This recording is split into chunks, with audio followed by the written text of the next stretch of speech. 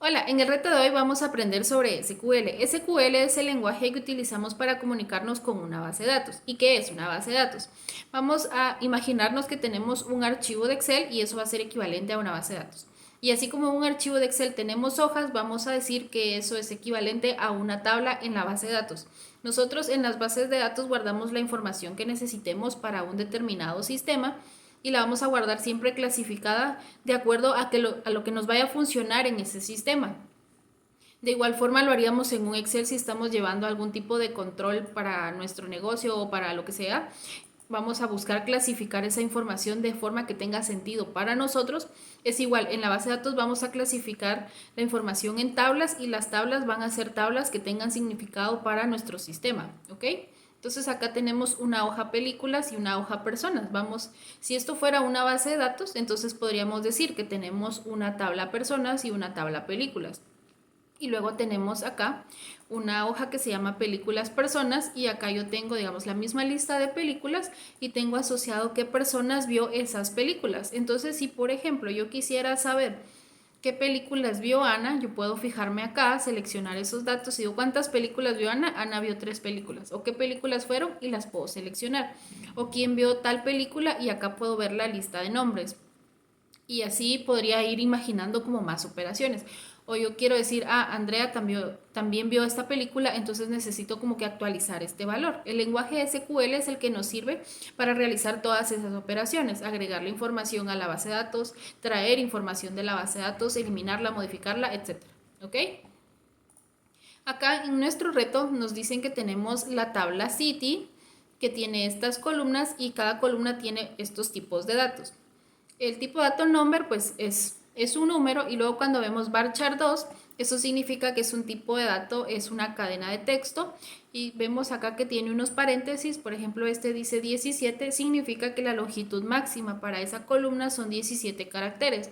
En el country code dice que es varchar 2 de 3 caracteres, eso significa que solo vamos a tener máximo 3 caracteres. Entonces, si vemos acá en este Excel, yo tengo lo que sería equivalente a esa tabla en una base de datos con cada una de las columnas y algunos datos de ejemplo. Y acá en el country code, pues los country code es un formato estándar que sean de 3 caracteres. ¿Ok? Y los distritos, igual, siempre cuando nosotros hagamos nuestra base de datos, esas longitudes o los tipos de datos, nosotros vamos a elegir los que mejor nos funcionen para nuestro sistema. Ahora resolvamos el reto. Acá nos dicen que seleccionemos todas las columnas de la tabla City. Acá tenemos un combo con los tipos de bases de datos que podríamos utilizar para resolver el reto. Yo voy a utilizar SQL Server porque es el que estoy más familiarizada. Entonces nos dice que seleccionemos todas las columnas de la tabla City. Para seleccionar utilizamos la palabra select y el nombre de la columna. Entonces vamos a hacer un ejemplo. Yo voy a seleccionar solo la población y de dónde la voy a seleccionar. Entonces utilizo la palabra from y el nombre de la tabla, en este caso city.